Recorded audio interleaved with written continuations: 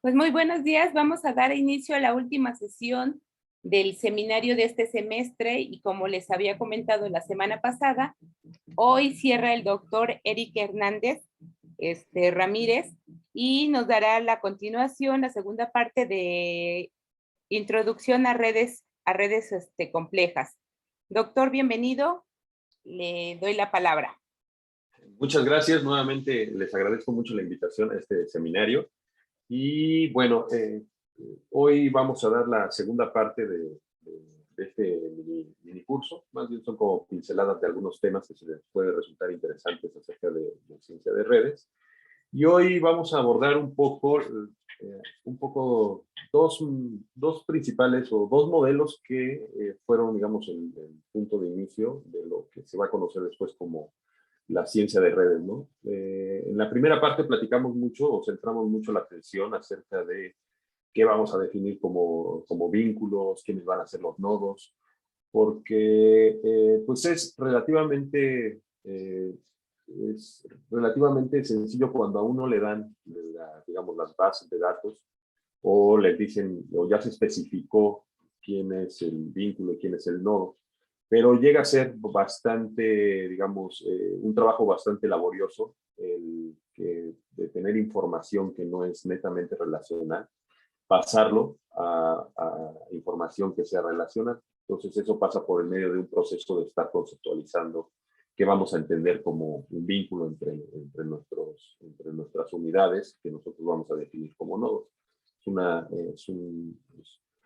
Es muy abstracto en términos de que uno reduce la realidad a puntos y rayas, ¿no? Pero con eso gana mucha universalidad.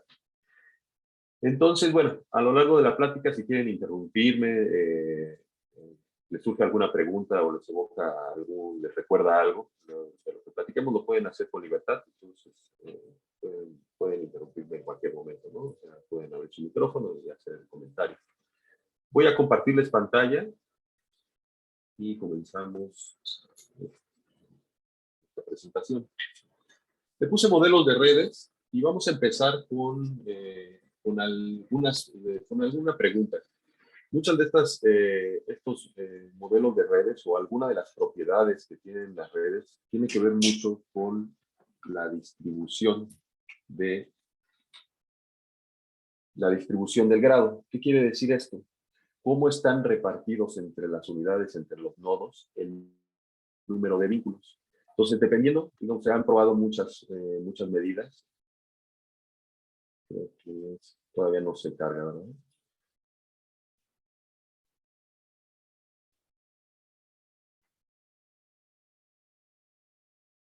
¿Sí están viendo la pantalla? ¿La presentación? Sí. Sí. Ok. Entonces, más bien es mi celular. Doctor, cuando hace ciertos movimientos como que se pierde un poquito el sonido. No sé si sea por los audífonos.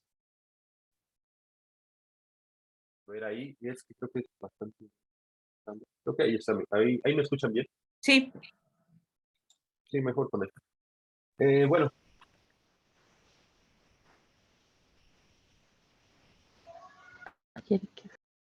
Ahí. Perfecto. Bueno, entonces decía que una de las propiedades que va a tener mucha relevancia es acerca de cómo está distribuido el grado en una red. Y va a tener repercusiones acerca de todo el sistema. Entonces, básicamente, hoy vamos a plantearnos acerca de estas dos tipos de, llamamos topología, de cómo están distribuidos estos enlaces. Uno, digamos, la forma más sencilla hace un diagrama de barras o un histograma, donde toma cada uno de los nodos y ve cuántos vínculos tiene este nodo. Entonces sería la versión más sencilla, y de ahí uno construye un histograma.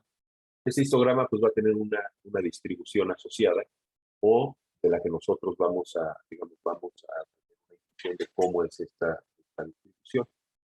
Y el siguiente paso es, digamos, dada la distribución, si nosotros podemos dar un mecanismo que genere esa distribución. Acuérdense que mucho de digamos, de las formas en las que pensamos redes es desde esta óptica en la que las unidades pueden tener algún tipo de comportamiento y hacen que emerjan patrones emerjan patrones globales. En este caso, el patrón global va a ser la distribución del grado. Nosotros nos preguntamos acerca de cuál sería el mecanismo de las unidades, qué reglas están en las unidades para generar globalmente estos patrones. Entonces, aquí en la imagen tenemos dos. Una, le llamamos una red aleatoria. Y bueno, pues ahorita la vamos a ver un poco más a profundidad. Y pues estas formas acampanadas, en donde, ¿qué significa una forma acampanada? Que hay un representante promedio de ella, ¿no? O sea, nosotros en este caso podríamos tener el grado, que es el número de vínculos que sale de un nodo. Entonces nosotros podemos dar un representante promedio de nuestra red. O sea, fuera de ese promedio, cae muy rápido para la derecha y la izquierda, ¿no? O sea, nodos con vínculos muy bajos tienden a desaparecer, esta parte son muy pocos, y nodos con vínculos, con un número de vínculos muy grande, pues también tiende a desaparecer. Y en esta parte representamos otra medida. Más adelante la vamos a ver, que es la de clustering. Pues aquí se mantiene constante y aquí también se mantiene constante. Y vamos a tener otro tipo de red. Esta la dibujamos en escala logarítmica. Si se dan cuenta, tiene un patrón lineal en escala logarítmica. Quiere decir es que hay una ley de potencias ahí atrás que hace que haya nodos que tienen muchos vínculos y una cantidad muy grande de nodos que tienen muy pocos vínculos. Entonces, esa es, digamos, es la motivación con la cual vamos a empezar. Entonces, vamos a comenzar con una red aleatoria, o cómo se encontró una red aleatoria, ¿no? Entonces, esta es una analogía. Pónganse que ustedes están en una reunión, van a una fiesta. A medida que va pasando, llegan temprano, bueno, hay poca gente. Hablan conversaciones con algunos, digamos, con uno o dos miembros que están ahí, con pequeños grupos. Y a medida que va pasando el tiempo, entonces lo que va sucediendo es que ustedes va incrementando el número de personas que están en esta reunión y ustedes van entablando conversaciones con distintas personas. Si nosotros pudiéramos ir dándole seguimiento digamos, a dos personas que están enlazadas porque mantuvimos conversación con ellas durante toda esta reunión, entonces podríamos tener algo así. O sea, por ejemplo, al principio de la reunión, pues, son unas cuantas personas. Nosotros estuvimos entablando conversaciones con algunas de ellas. A medida que fue pasando el tiempo, nosotros vimos, digamos, le damos un mapeo a todo, pudimos ver, digamos, el enlace que hay por medio de estas conversaciones. Entonces empiezan a emerger patrones de acuerdo a la forma en la que nosotros establecimos una conversación con los miembros que están ahí en la reunión. Lo primero que vamos a notar es que si nosotros hacemos digamos, estas conversaciones de forma aleatoria, pues digamos, vamos teniendo conversaciones con pequeños grupos y vamos entablando, podemos dar una forma en la que nosotros vamos a tener estos enlaces entre conversaciones de personas. Ahora, es completamente, digamos, podría hacer esto una analogía de algo completamente aleatorio. No hay una preferencia de ningún tipo, simplemente es estar pasando el tiempo y conversando con las personas que vayan apareciendo ahí. Entonces, cerca, digamos, de ahí por los 50, se empezaron a hablar de redes aleatorias. De hecho, digamos, estos modelos fue hasta los 90 que eran, digamos, los modelos más trabajados acerca de redes aleatorias. En estos modelos, pues, lo que se establece, regularmente se mantienen cosas fijas, o mantenemos el número de vínculos fijos, y el número de nodos lo mantenemos fijo. Entonces nosotros nos planteamos preguntas acerca de eso.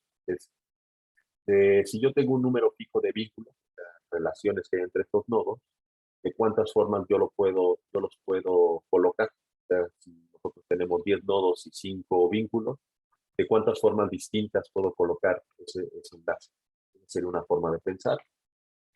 La otra forma de pensarlo es, si yo le establezco a un link, o se establece un vínculo entre dos nodos con una cierta probabilidad, después de hacer este procedimiento varias veces, cuántos vínculos habría en esta red.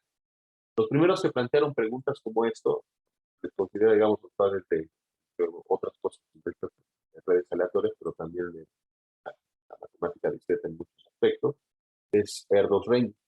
Es bastante, digamos, peculiar la historia de Erdős, pero hay una película que se llama N es el número, se la recomiendo mucho. Erdős fue un investigador muy productivo. Nunca estuvo asociado a una universidad, sino que tiene un método de trabajo. Ah, alguien tiene abierto su micrófono.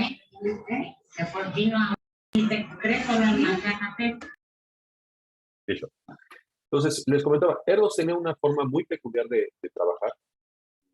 Regularmente, digamos, estaban con sus amigos, con sus matemáticos, y pedían que fuera a su casa, y durante todo ese tiempo de estadía en la casa de algún amigo matemático en el que quisieran entablar una investigación o estuvieran trabajando alguna línea, Erdős vivía ahí, y entonces la manutención corría por parte digamos, el que lo alojaba. Durante toda esa estancia, pues llegaban más matemáticos, más amigos que iban entablando relaciones. Iban, digamos, sacando citas para las siguientes. O sea, terminas aquí, Erdős, nos vamos a mi casa. Cuando termines aquí, nos vamos a mi casa y allá seguimos trabajando este tema. Toda su vida la pasó así. O sea, nunca estuvo asociado a una universidad y toda su vida estuvo así. Tuvo una cantidad de artículos impresionantes, de tal forma que incluso si uno quisiera hacer esta analogía de qué tan importante es, pues está el número de Erdős, ¿no? Tú eres un Erdős 1 si participaste en un artículo directamente con Erdős, eres un Erdős 2 si participaste con alguien que participó con Erdős, pues escribió en un artículo con Erdős, y así sucesivamente, ¿no? Entonces, tener un Erdős 1, pues ya es bastante importante porque tienes una cercanía de grado 1 con Erdős. Entonces, digamos, el modelo que plantean en esta serie de artículos van a ser básicamente estos dos que les comentaba. Los vamos a denotar así, el modelo GNL, donde N es número de nodos y L es el número de vínculos. Entonces, en uno de estos modelos, el número de nodos son nodos etiquetados. O sea, las etiquetas simplemente son formas en las que nosotros nos distinguimos y los vamos a conectar con L vínculos. Es decir, mantenemos fijo el número de nodos y tenemos un número fijo de vínculos entre ellos, los cuales nosotros podemos, digamos, los vamos a colocar de forma aleatoria. ¿Cuál es la probabilidad de que caigan de cierta forma? Y el otro, que son, digamos, además son equivalentes a estos modelos, es el modelo GNP, donde nosotros mantenemos ahora el número de nodos fijos y P va a ser la probabilidad de entablar ese vínculo. O sea, cada N nodos igual son etiquetados y los vamos a conectar con cierta probabilidad. Es decir, si ustedes tienen una red que nada más tenemos los puros nodos ahí, elegimos una pareja, si quieren se pueden echar un volado. Si dicen Sol, hago link, Águila, no los uno.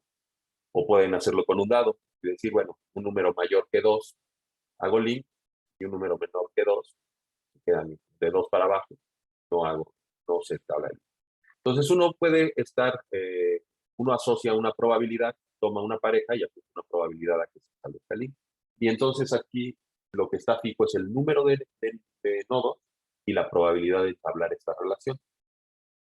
Entonces, es lo que les decía, el modelo tiene un número total de vínculos en L y por otra parte para el GNP se fija más bien la probabilidad y el número de vínculos pues va a variar dependiendo de las realizaciones que haya en esto. Entonces, ¿cómo se construye esta red aleatoria? Pues si nosotros queremos hacer ya, digamos, un modelo computacional de esto, pues lo ponemos en pasos en este algoritmo de cómo las podríamos hacer. Nos vamos a centrar ahorita en el modelo, en el GNP. Nosotros mantenemos fijo el número de vínculos y la probabilidad también la mantenemos fijo. Entonces, no necesariamente el número de vínculos, vamos a mantener el número de nodos fijo y la probabilidad la vamos a mantener fija, y no necesariamente el número de links van a ser iguales en todos, ¿no? Entonces, regularmente uno establece al principio el número de nodos. Los pone, son nodos aislados. Y entonces, lo que les comentaba, vamos a seleccionar un par de estos nodos y generamos un número aleatorio entre 0 y 1. Y nosotros podemos establecer entonces a partir de qué valor podemos nosotros establecer que haya un enlace entre estos dos nodos que elegimos aleatoriamente. Entonces, los pasos son así. Toma una pareja aleatoria, cierra los ojos si quieres, toma una pareja aleatoria y lanza un volado, sería de 50-50, o genera un número aleatorio entre 0 y 1. Si cae arriba de un valor, entonces estableces el vínculo, de otra forma, no hay vínculo. Después, ¿esto cuántas veces lo vamos a repetir? Pues lo vamos a repetir el número de vínculos posibles que hay en esta red. Recuerden que, digamos, para una red de N2 nodos, si los tomamos de parejas, todas las parejas posibles que hay ahí van a ser N por N menos 2. El número de parejas, digamos, el número de parejas posibles que nosotros podemos formar con N nodos. Entonces, nosotros vamos a repetir el experimento, ese número de veces. Entonces, es como si tomáramos una pareja aleatoria, cosechamos un volado y vemos si se establece vínculo o no vínculo. Después, tomamos otra pareja aleatoria, cosechamos un volado y vemos si se establece vínculo o no se establece vínculo. Y eso lo hacemos tantas veces como parejas posibles que puedan realizar con el número de nodos que tenemos ahí. Entonces, ¿qué esperaríamos al final digamos, de estas iteraciones, de estas n por n menos 1 entre dos iteraciones? Que, digamos, ¿cuál es lo que ustedes pensarían que podríamos encontrar? O sea, ¿cómo sería, lo podemos plantear preguntas, cómo sería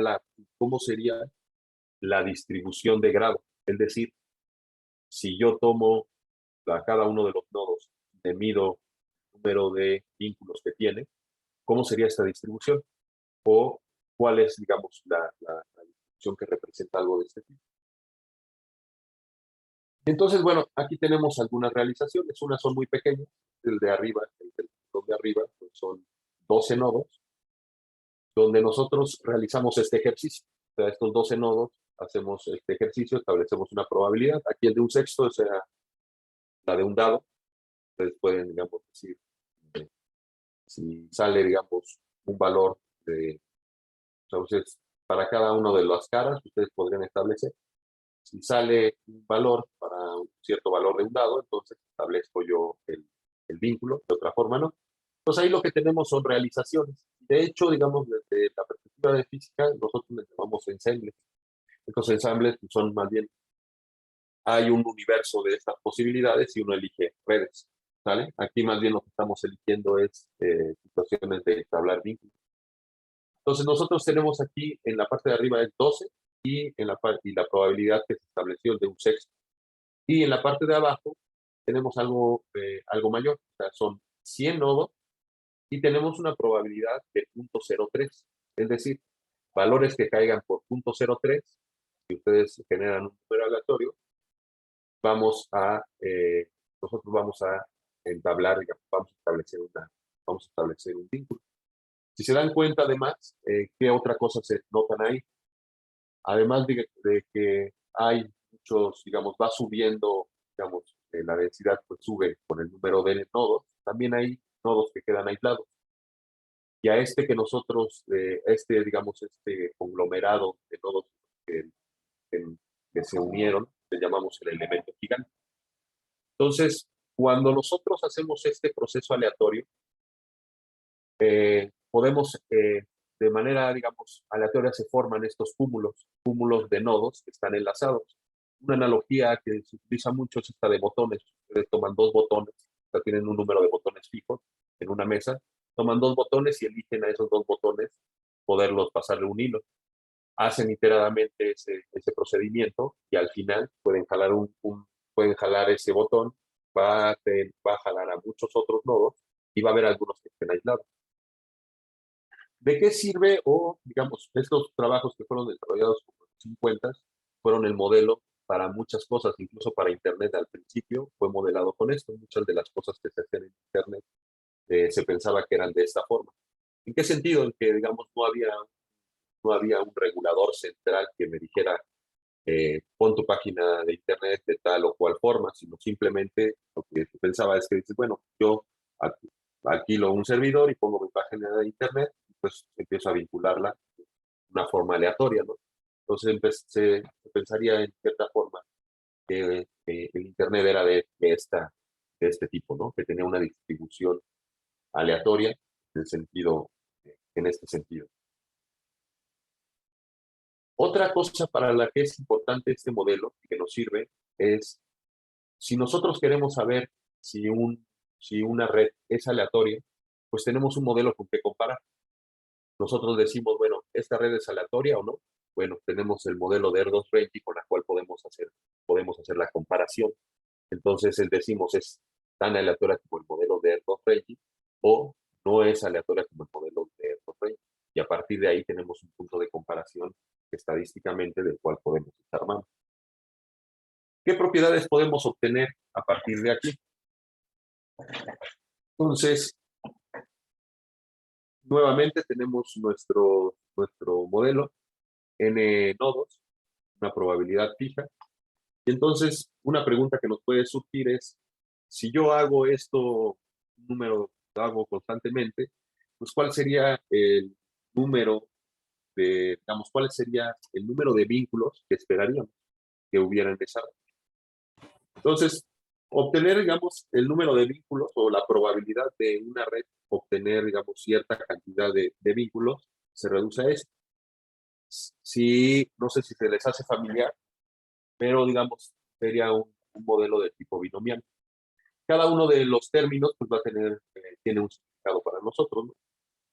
Esta sería, digamos, la probabilidad de que una realización particular, o sea, cada vez que yo hago un ciclo de estos iterados, tenga exactamente L vínculos. Esa es la pregunta que yo me estaría planteando. Es, bueno, tomo una red con N nodos, hago este ciclo, establezco una probabilidad. ¿Cuál sería la probabilidad de encontrarme yo una red con un número determinado L de vínculos en ella? Entonces, esa sería una pregunta válida. Y la probabilidad podría estar dada de esta forma. Entonces, dice, bueno, hay tres factores que van a estar involucrados para obtener algo de este tipo. El primero tiene que ver, pues son las combinaciones. ¿Cuál es el total de parejas que hay en una red? Entonces, el total de parejas va a ser, digamos, va a ser n por n menos 1 entre 2, ¿vale? Ese es el total de parejas que yo puedo formar en una red. Y yo quiero que haya, o sea, lo que me estoy preguntando es cuál es la probabilidad de que haya, no sé, 5 vínculos hechos. O sea, de que L sea 5, que en esa red hayan aparecido 5, ¿no? Por ejemplo. Entonces, me estoy preguntando cuáles son de todas las posibles redes, de todas las posibles parejas, cuáles son las posibles formas en las que yo puedo elegir 5 formas distintas de crear estos vínculos. Y la siguiente, ¿cuál es? Es la probabilidad de éxito. Entonces, me da la probabilidad de éxito de que se hayan formado L parejas. Y la otra parte, ¿quién es? Pues la probabilidad de fracaso, el remanente de nodos que no hayan formado pareja. Entonces, ese sería L, entonces aquí sería el total, menos esa L que tuviera aquí. Entonces, va a depender mucho de la probabilidad que yo asocie y del número L que se pueda establecer aquí. Entonces, estos tres elementos son los que me van a dar la probabilidad para poder decir cuál es la probabilidad de que yo encuentre digamos, cuál es la probabilidad de que yo encuentre una red con L vínculos. ¿De acuerdo? A partir de ahí, uno se puede hacer un montón de preguntas. Y esto, digamos, me detengo un poco porque son, digamos, las preguntas que uno se va a hacer después para otro tipo de topologías o otro tipo de distribuciones. Pero en el modelo, digamos, aleatorio, pues llega a ser muy sencillo la forma en la que lo podemos determinar. Entonces, por ejemplo, uno podría preguntarse, ¿cuál es la distancia promedio en una red de tipo aleatorio? Entonces, si nosotros queremos saber, digamos, cuál es la L promedio digamos, cuál es la L promedio, el número de vínculos promedio para redes aleatorias, pues la podemos determinar de esta forma, pues como un valor esperado, ¿no? La probabilidad de obtener L vínculos por L. Hasta ahorita tengo una distribución discreta, entonces la puedo plantear de esta forma.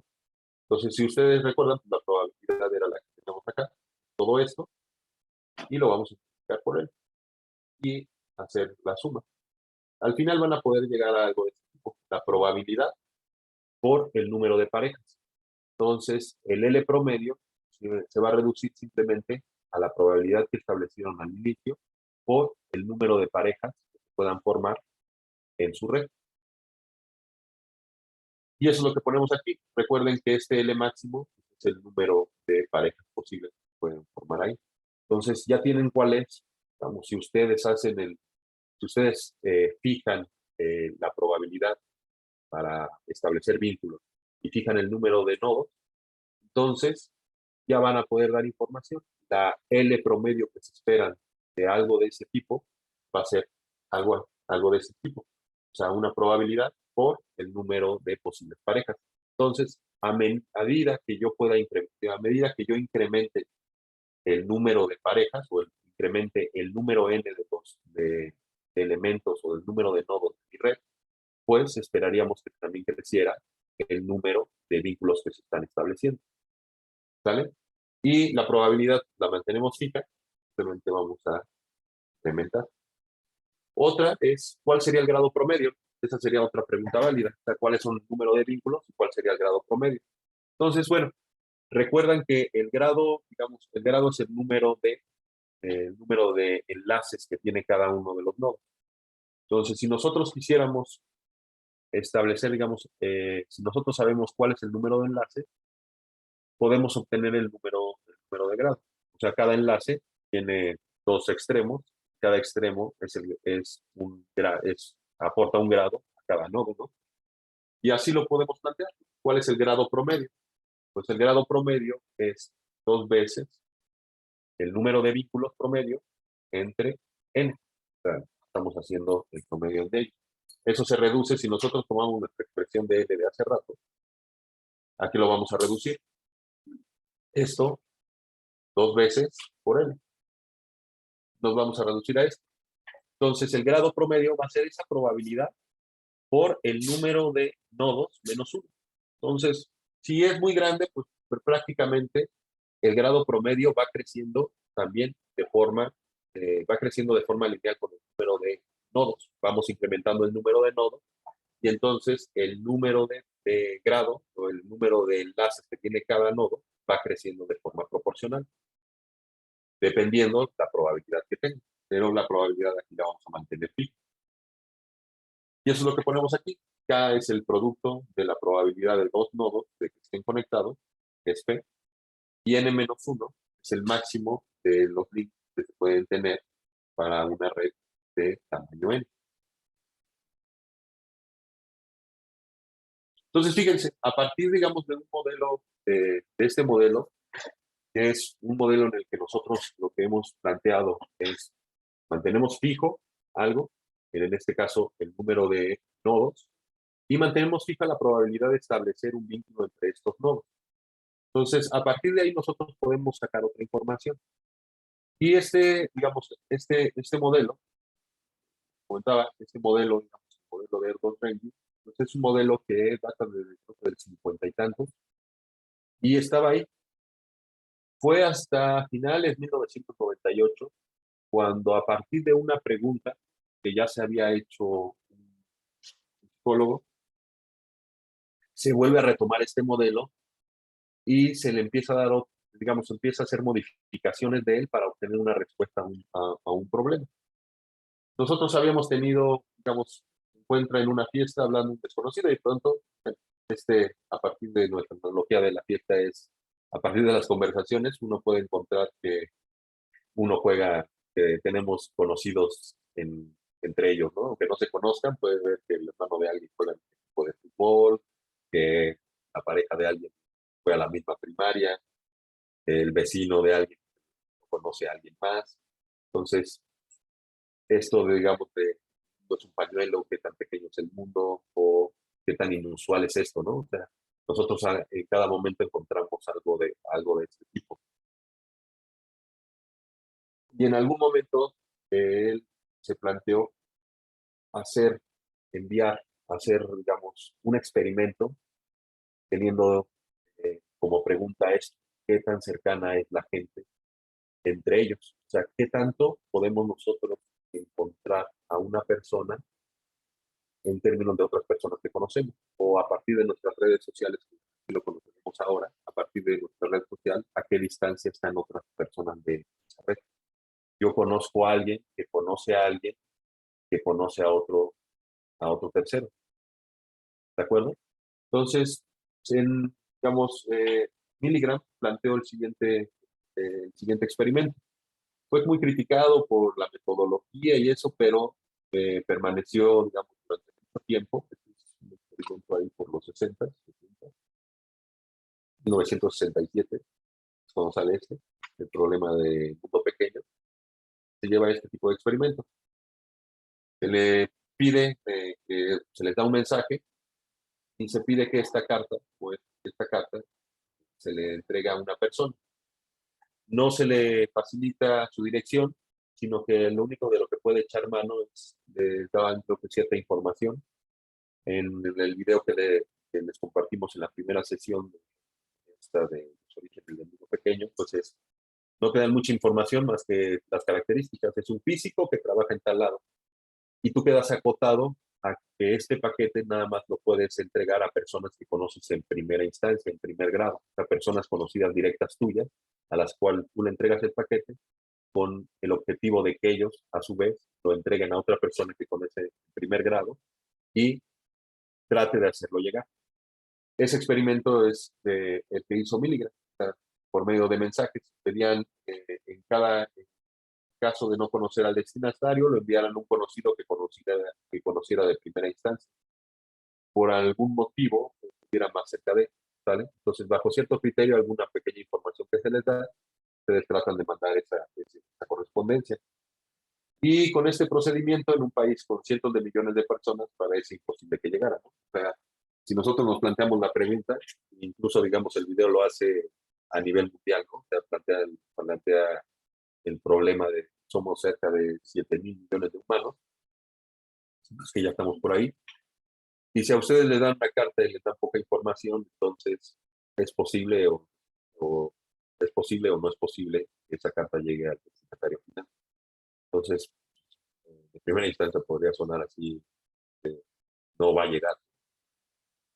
Entonces, en ese experimento que se probó en algunos poblados pequeños, de hecho, probaron aquí, habitantes de Kansas, Nebraska, fueron al azar,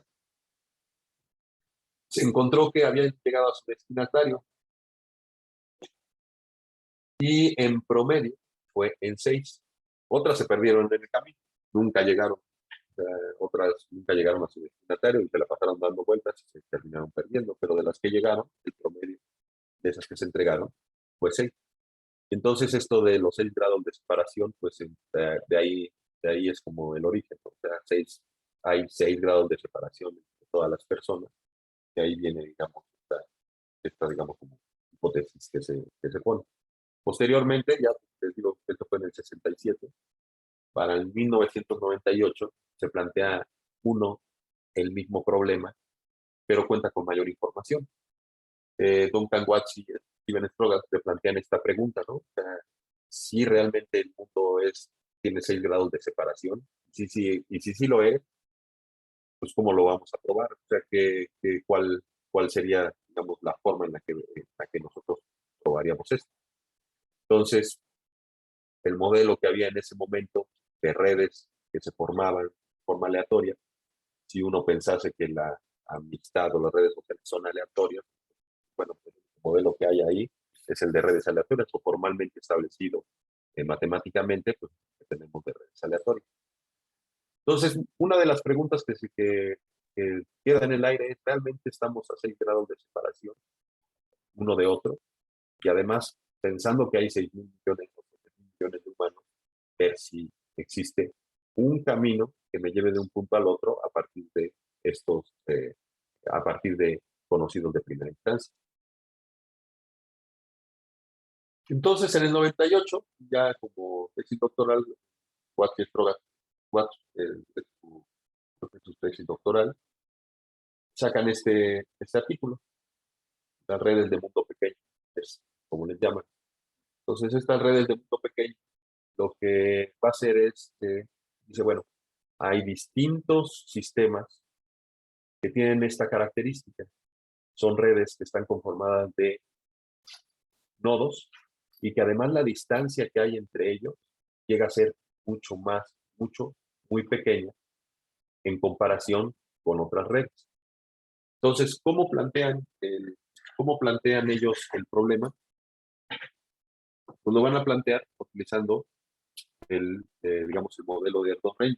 Pero antes, la diferencia que había ya en digamos, en 1998, es que ya existía una base de datos bastante robusta y era la de los actores de Hollywood.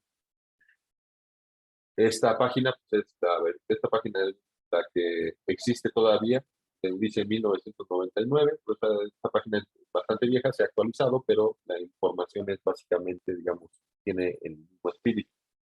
Uno vincula a personas o actores, vincula a actores por medio de las películas en las que ha participado. Entonces, por ejemplo, uno le puede preguntar a Angelina Jolie, digamos, qué tanto está cerca de Kevin Bacon. De hecho, digamos, aquí en esta página Kevin Bacon es el centro, ¿no? Entonces, uno pregunta, digamos, por un actor y cuál es la distancia que tiene con Kevin Bacon, dependiendo la red de actores en Hollywood. Entonces, por ejemplo, Angelina Jolie es un Bacon 2 en el sentido de que necesita dos pasos para llegar a Kevin Bacon. Angelina Jolie actuó en Beeful, después ahí donde actuó digamos, esta otra actriz que actuó en donde actuó Kevin Bacon. Entonces, si nosotros medimos en términos de pasos, pues necesitamos dos personas para dos pasos, de Angelina Jolie a Alison Hoffman a Kevin Bacon, y tenemos dos pasos. Esta ya estaba, o sea, esta base de datos estaba funcionando a finales de los 90, estaba.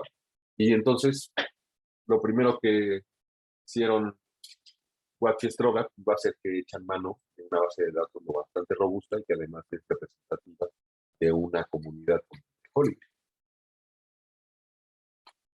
Entonces, fíjense, nosotros teníamos el modelo de Erdos Rey.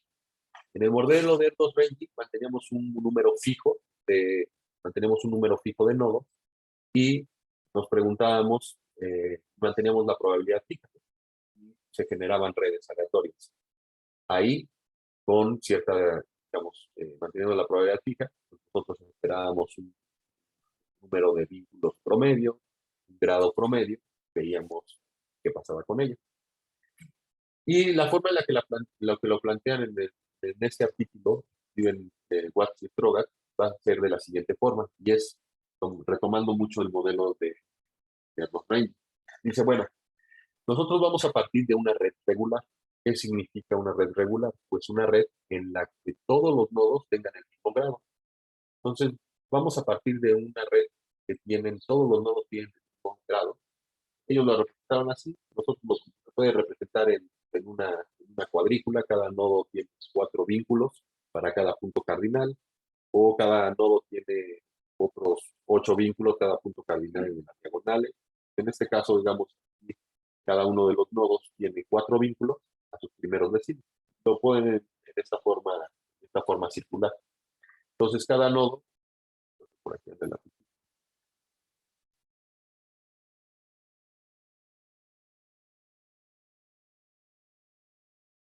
bueno, por ahí ven el bueno.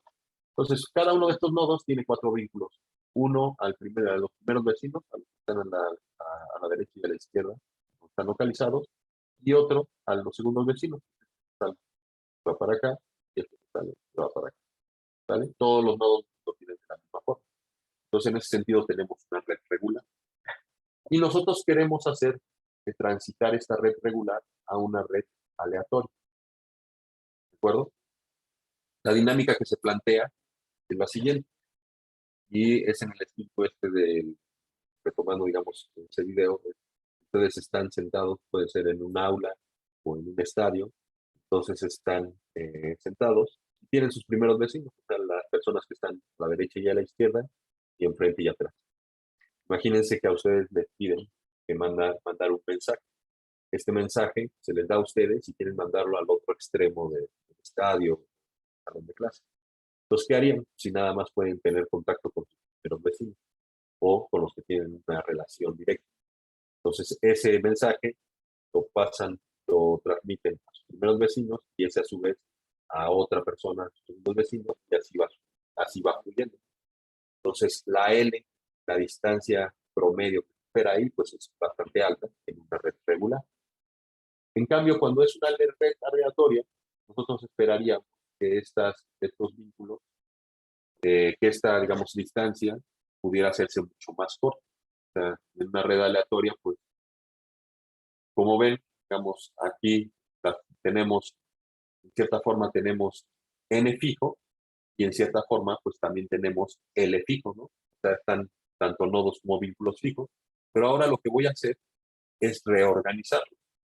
Y en muchos sentidos, digamos, las redes o las redes que a nosotros nos interesan, es eso. O sea, ustedes tienen puntos y rayas, pero en cómo colocan las rayas es donde está, digamos, mucha de esta información, muchas de las propiedades que nos interesan. Entonces, lo que se plantea es esto. Paso de una red que tiene un número fijo de nodos y un número fijo de vínculos, quiero pasar a una red aleatoria. Pues, ¿cómo le hago? Pues podría hacer lo siguiente. Supongamos que tener una probabilidad cero significa, tómate una pareja en donde ya existe el vínculo y probabilidad cero es, no la voy a redireccionar. O sea, tomo otra pareja y no redirecciono el enlace. Pero si hay una pequeña probabilidad, vamos a decir, vamos a poner un volado. Si yo tomo una pareja en esta red regular, entonces tomo esta pareja o tomo este vínculo, esta pareja de nodos que forman un vínculo, me echo un volado. Si sale sol, voy a zafar de un extremo el vínculo y lo voy a reconectar. Si sale águila, no lo reconecto. Y esa sería, digamos, la forma en la que voy a pasar yo de una red completamente regular a una red aleatoria. Si la probabilidad es siempre es probabilidad 1, quiere decir que ustedes siempre van a reconectar. Toman un vínculo, o sea, una pareja de nodos, y entonces la reconectan. Toman otro, probabilidad 1, otra vez reconectan uno de los extremos, reconectan uno de los extremos. Después de hacer toda la iteración, pues van a llegar a una red regular. Y lo interesante es esta parte. Lo vamos a hacer nosotros de forma gradual. ¿Qué tal si nosotros ahora podemos ir modificando la probabilidad? ¿Cuál es la probabilidad de que yo redireccione o reconecte en mi red? Podemos hacer probabilidades muy bajas e irlas incrementando poco a poco. Yo pongo probabilidad 0,0.1 o de 0,001% de que haya una reconexión. Y entonces, digamos, tomo una pareja, genero un número, y si ese número cayó por debajo del valor que yo di, entonces reconecto. En otro caso, lo dejo igual y voy avanzando. Y entonces, lo que se planteaba era, el mundo pequeño ni es una red regular, o sea, la forma en la que nosotros estamos organizados en nuestras redes sociales, ni es una red regular, ni es una red completamente aleatoria. Debe de ser algo que esté en medio de esas dos cosas, en medio de esos dos mundos, las redes regulares y las redes aleatorias. Tiene que existir algo que es como nosotros nos estamos organizando socialmente. Entonces, esa es la idea de digamos, de este ejercicio, y es un ejercicio de simulación. O sea, esto por ejemplo, se dice, pero se hace, este ejercicio se hace alrededor, cada una de estas iteraciones se repite alrededor de unas 10,000 veces, y a partir de ahí se sacan los valores promedio para poder, digamos, dar evidencia de que el patrón se cumple.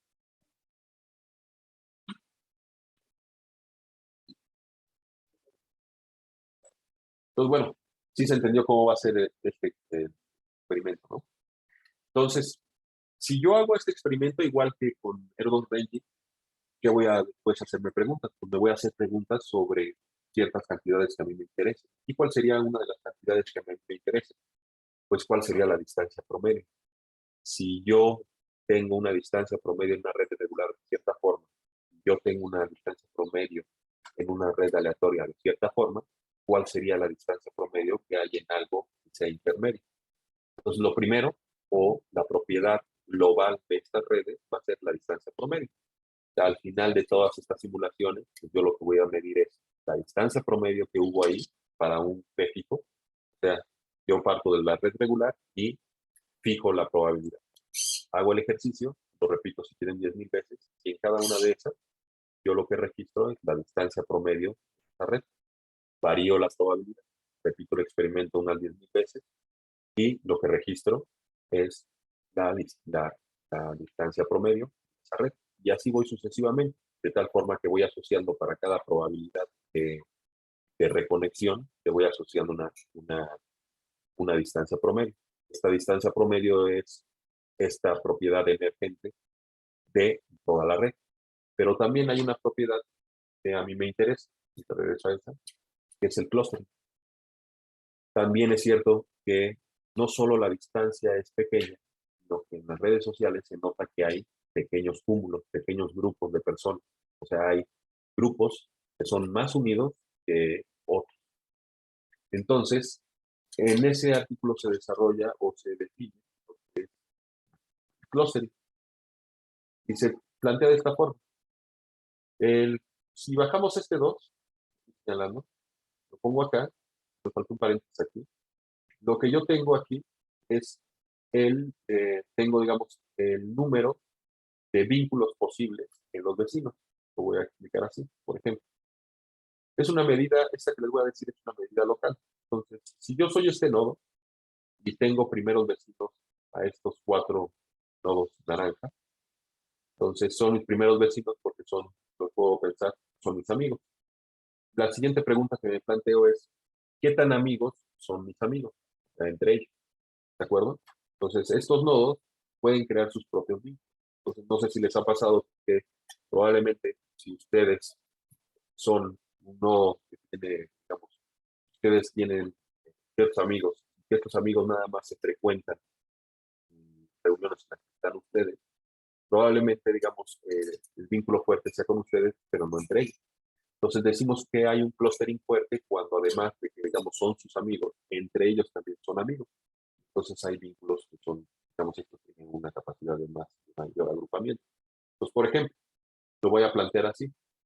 El nodo central, o al que le voy a medir el clustering, para lo que me va a servir es para definir mis primeros vecinos, amigos directos. Son estos 4. Y luego me planteo la siguiente pregunta. De estos 4, ¿cuántos posibles vínculos puede haber, o cuál es el máximo de vínculos que puede haber entre ellos? El número máximo de vínculos que puede haber entre ellos pues es un número por k-1 entre 2.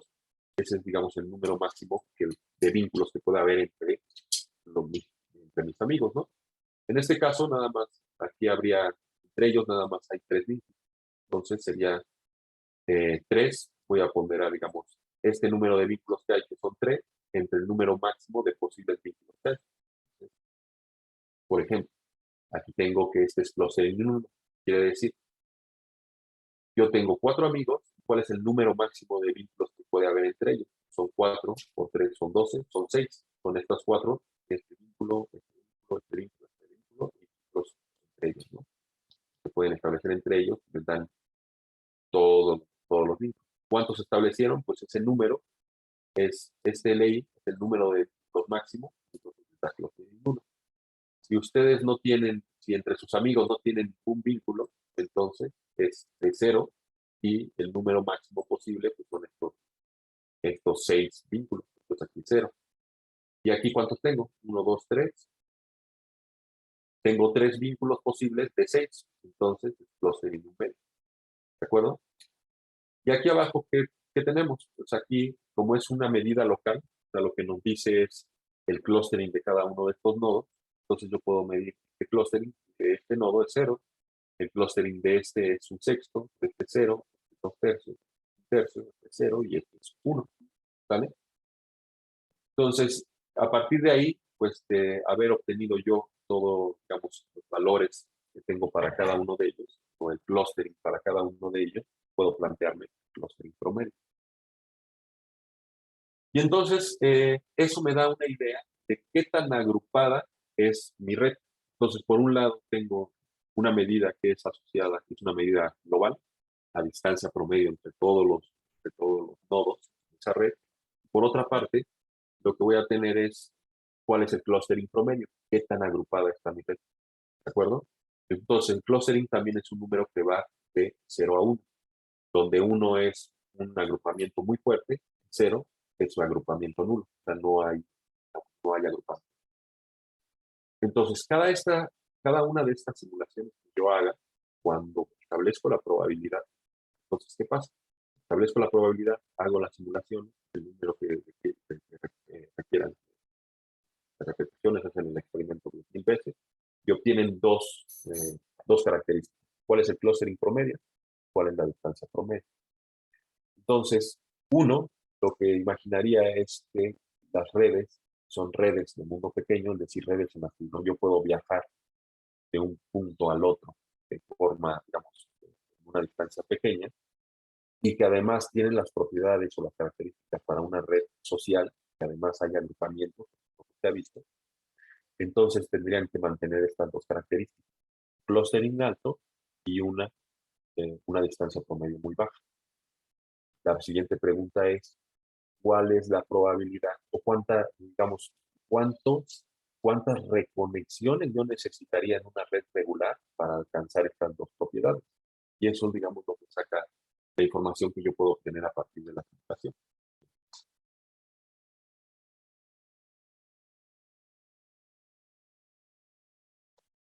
Y en esta, digamos, en esta imagen es donde en esta gráfica es donde se resume todo.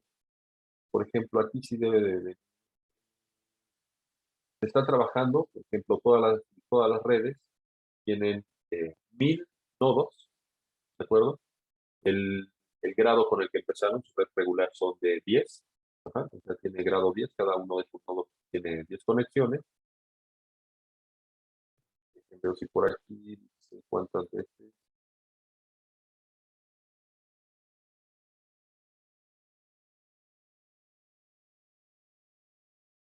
Y aquí se realizó 20 veces cada ejercicio, ¿no? O sea, tienen una red con 1000 nodos, eh, grado 10 cada uno.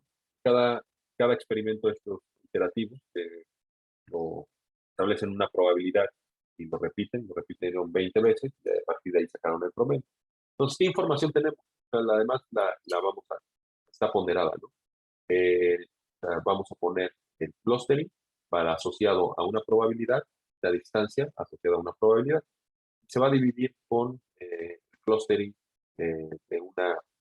cuando la probabilidad es cero, o sea, cuando es regular, y la longitud cuando tenemos una red regular, ¿vale? Para que, digamos, quede todo entre 0 y 1.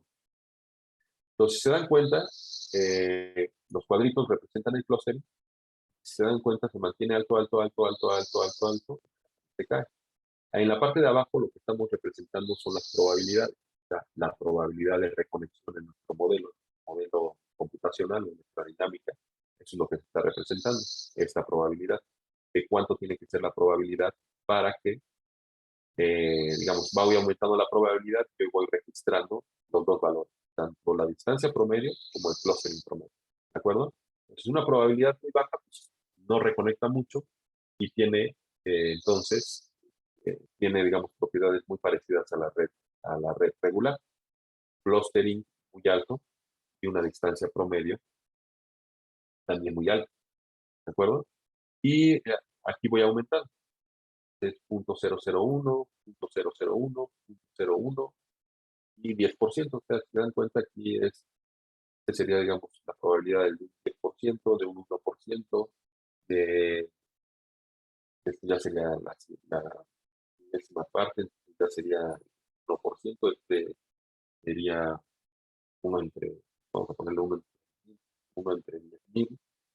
Y la probabilidad, entonces, si se dan cuenta, las dos propiedades que a mí me interesan, ¿cuáles serían? Tener que una longitud muy corta, pero mantener un clustering muy bajo. Y estamos alrededor, que yo quiero que estas dos, estamos alrededor de una probabilidad de 1%. Entonces, imagínense, si ustedes, ¿cuánto basta para tener estas dos, para que te caiga la longitud de su red? sea, se vaya a pique. Pues basta con que ustedes tengan una probabilidad de reconexión de un 1%. Es decir, digamos, tomando la analogía del estadio, si ustedes toman un enlace ahí y se llegan a encontrar a alguien o, digamos, en su red social, llegan a entablar la amistad con alguien que esté fuera de su círculo, o de su mujer o otra institución, estarían reduciendo la longitud de toda la red completa, la propiedad global, la estarían reduciendo muchísimo al estar estableciendo un enlace con otra persona y que además ese enlace fuera, digamos, es muy, digamos, es una probabilidad muy pequeña. Basta con que ustedes establezcan, de toda la gente con la que tienen contacto, establezcan una amistad con un 1% para que la distancia en su red social se caiga muchísimo.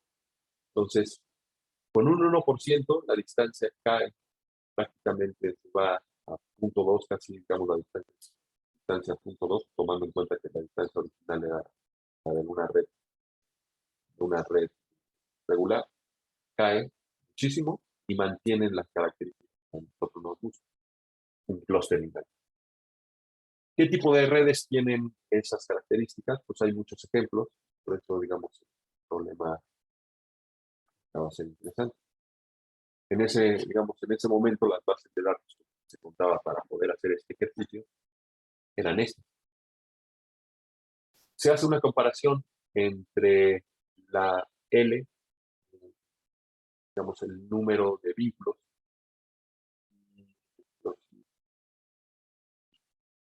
la longitud, aquí L es la longitud promedio que hay en cada una de las redes, la longitud promedio para su análoga red aleatoria y el clustering de la red y el análogo para una red aleatoria.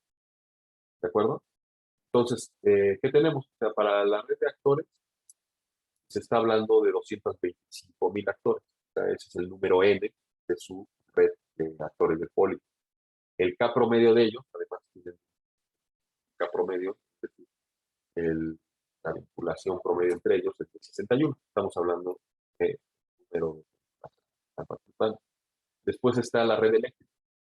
Estamos hablando de un número promedio, de un número de nodos de 4.941. Son bases de datos que estaban disponibles en esta época. 4.941 realmente son los transformadores y los son los nodos y las líneas eléctricas son los cables. Y tienen un K promedio de 2.67.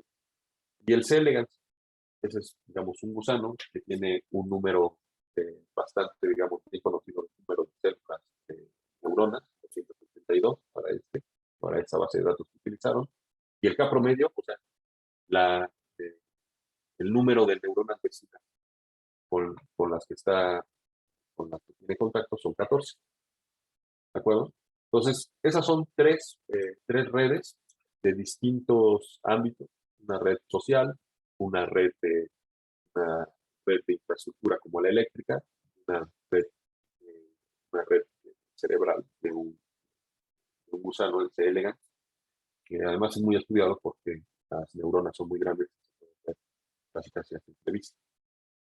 Entonces, si se dan cuenta, que tenemos la, la L promedio, si nosotros pensáramos esos términos, que cada una de estas redes son la realización de una red. O sea, si estamos nosotros pensando que si hay un patrón o hay una regla tras estadística que está generando estas redes, entonces, digamos, cada una de estas las podemos pensar como una realización de un tipo de red distinta que mantiene ciertas características. Para una red de actores donde hay 225,226, el promedio, el número de saltos para pasar de un actor al otro son menos de 4 pasos. O sea, de los 225,000 o los más de 225,000, basta con 4 pasos para llegar de un punto al otro de toda la red. Otro reto es saber cuáles son digamos, cuál es ese camino, ¿no? O sea, lo que podemos establecer es que existe ese camino, pero no decirte cuál es. Ese es otro problema. ¿Cuál es su análogo? Para una red, o sea, tiene una distancia una distancia más grande que una red aleatoria, esperaba, es 2.99, es decir, una red aleatoria de 200, más de 200. De hecho, toman el mismo número y hasta la simulación. El clustering que tiene la red de actores es de 0.79, muy grande, es muy cercana a 1, o sea, es una red muy agrupada, pero el análogo aleatorio pierde, digamos, la propiedad, o sea, es prácticamente cero el agrupamiento que tiene. Reduce una red aleatoria, reduce la distancia, pero el agrupamiento es prácticamente cero. Y las dos propiedades que nos están interesando es distancia pequeña, pero agrupamiento grande. Entonces es ese, digamos, ese balancear esas dos propiedades que hay. En el caso de las redes eléctricas, por ejemplo, aquí la distancia que es, la distancia es bastante grande, 18.7. El análogo a eso, se dan cuenta, es el 12. Pero el agrupamiento también, se conserva que el agrupamiento de las redes eléctricas, es 0.8, casi 1%, un agrupamiento, mientras que 0.5 es para una red, un buen número de nodos, pero su versión aleatoria. ¿Qué pasa en una red biológica? Para este CL se tiene los 282 las 282 neuronas. La distancia promedio es menor que 3 o cercana a 3. O sea, basta con 3 pasos de una neurona, estás a 3 pasos de cualquiera otra de las dos neuronas. En promedio estás a 3 pasos de cualquiera de las neuronas que están ahí. Y el clustering es 0.28, es relativamente alto comparado con su análogo aleatorio. Entonces, estas dos son dos propiedades que van a estar muy presentes a lo largo de toda la discusión digamos, de redes. La distancia y el agrupamiento. Y yo lo que les estoy, digamos, ahorita lo que estamos mostrando es estas características que eran propias o se estaban viendo en las redes sociales, cómo las podemos abordar. Tomamos el modelo de ER220 y a partir de ahí empieza, digamos, a plantearse, ir cazando, digamos, cuáles son las ciertas propiedades que nosotros podemos encontrar en redes de este tipo. Entonces, decimos que una red es de mundo pequeño si cumple estas dos características: distancia promedio pequeña y si tiene un clustering grande. O sea, son dos propiedades que nos van a interesar. Pero no es la única que, digamos, ha estado presente durante todo ese tiempo. Esta creo que ilustra mucho mejor, ¿no? En resumen, nuestro modelo va a ser de esta forma. O sea, pasamos de una red regular a una red aleatoria al modificar nosotros la probabilidad de reconexión que hay. O sea, vamos incrementando el nivel de aleatoriedad al incrementar el nivel de reconexión que hay. Nosotros transitamos desde una probabilidad cero completamente, digamos, completamente regular a una probabilidad 1, donde ya tenemos una red completamente aleatoria. Y esta sería, digamos, ya es otra simulación, es la probabilidad de reconexión. A medida que voy aumentando la probabilidad, a medida que va aumentando la probabilidad de reconexión, va siendo más aleatoria, y a nosotros lo que nos interesa es cómo se comporta tanto el clustering como la distancia. Entonces, si se fijan, a medida que voy aumentando la probabilidad de reconexión, el clustering se mantiene, pero llega a un punto que cae rápidamente. De hecho, no es tanto, sino en el 10%, ¿no?, de todas las conexiones, 10% que se reconecten cae brutalmente, digamos, cae brutalmente el clustering. Entonces, a nosotros nos interesa estas dos, que son las características que estamos viendo en redes, en muchas de las redes que están presentes en muchos fenómenos. Y bueno, el otro son las redes. ¿Qué onda con estas redes? Las redes de escala.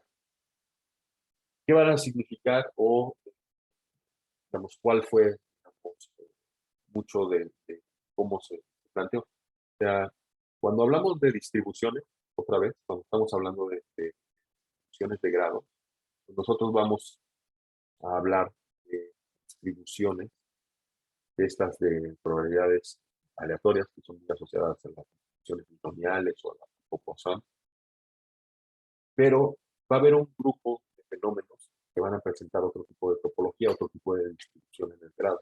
Estas son estas redes que son libres de escala. Y ahí es donde hace mucho, digamos, donde hereda, digamos, las redes heredan esta parte de sistemas complejos, en el sentido de que estas distribuciones tipo Pareto habían sido exploradas muchos fenómenos, digamos, en fenómenos que venían de la física, asociados a esta perspectiva de sistemas complejos, que están apareciendo ahora en las redes. Entonces les vamos a llamar a estas redes complejas por el tipo de distribución que tienen. Entonces, después se amplía a ciencia de redes porque se ha visto que no todas las redes son redes con distribuciones de tipo Pareto, sino que hay otro universo de redes que no tienen estas distribuciones, pero que también nos interesan. Y por eso después de amplió, digamos, de redes complejas, se le amplía el nombre que pone ciencia de redes para dar cabida a otro tipo. Entonces, ¿en qué consistió esto? Hasta ese momento no había habido ejercicio empírico cómo era Internet, por ejemplo. O sea, todos incluso se partía, digamos, del supuesto que Internet era una red aleatoria, no había un regulador, simplemente todo el mundo decidía montar su página de Internet, dabas un pago para tener alojada un servidor, esos son pagos bajos, toda tu anualidad, lo montas y ya tú decides ahí cómo la empiezas a enlazar. Entonces, se tenía esta perspectiva de que Internet era una red aleatoria. Sin embargo, nadie había hecho ejercicio empírico de ver cómo realmente era Internet. Y viene, digamos, Barabás, Grupo Redca, Juan, sacan esto. Desde, pues por ahí mismo, 99. O sea, el de Watts es del 98, pues sale esto. Creo que hasta comparten un poco la base de datos, un poco realmente la base de datos que hay. Entonces, ¿en qué consistió este experimento o esta forma empírica de poder ver cómo era realmente la topología de una red, de la red de Internet? Entendiendo la red de Internet como estas páginas. Cuando hablo de Internet, está, digamos, la red física y la red de páginas. La red física es esta de cables, servidores, los cables que atraviesan el océano para llevar cables gigantescos de fibra óptica que atraviesan de cada continente. Y está esta otra parte que es la red virtual, que es la World Wide Web, donde nosotros tenemos una página web. Dentro de esa página web nos encontramos un hiperlink que nos dirigen a otras páginas web. Entonces, lo que se va a mapear aquí va a ser esa red, la red de páginas web. Yo entro a una página web y veo cuáles son los enlaces que tiene para visitar. Y de hecho, digamos, ese es el programa que se implementó, que era un saltador. Entra a una página web, registra el nombre de esa página web y revisa todos los hiperlinks que hay en esa página web y empieza a entrar uno por uno a todos esos hiperlinks y va, digamos, mandando la información del número de páginas con las que van siendo enlazadas. Entra uno, ese es un enlace, y de ahí ve otra vez los hiperlinks, empieza a explorar a todos, va mandando la información de cuántos son los enlaces que va recolectando, y ahí se deja. Entonces, después de ese ejercicio se encuentra, ya digamos, una visión artística que se encontró, pero se dan cuenta, se pone más luminosidad a cada uno de los nodos que tienen más links. Entonces, lo que se empieza a encontrar son que hay algunas páginas de números impresionantes de número de vínculos y otras que tienen un número muy bajo, la mayoría tienen muy bajo de páginas. Y entonces, decir que esto era aleatorio, pues ya es decir mucho, ¿no? Entonces, mientras en una red como la de infraestructura podríamos tener patrones de este tipo, las formas acampanadas, las podemos representar, incluso, digamos, ahí viene, ¿no? Las podemos representar por un grado promedio, están los noditos, grado promedio, ahí se pueden estar representados de esta forma, ¿no? Hay un grado promedio y caen a los lados. Pero en una de este tipo, digamos, este tipo de Internet, vamos a tener algo así. Un montón de nodos que tienen grados muy pequeños, o sea, tienen vínculos con otras páginas, un montón, y otros que, unos cuantos o un puñado, de otras que tienen una cantidad brutal de vínculos, ¿no? Entonces ahí ya uno empieza a pensar, digamos, todas las páginas que dirigen, o sea, a Google, todas las páginas que dirigen a YouTube, ¿no? Entonces tenemos toda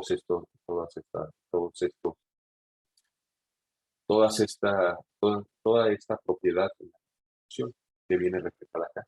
Ahora, la siguiente pregunta sería, ¿cuál sería el mecanismo que uno necesitaría o cuál sería el modelo más sencillo para poder generar algo así?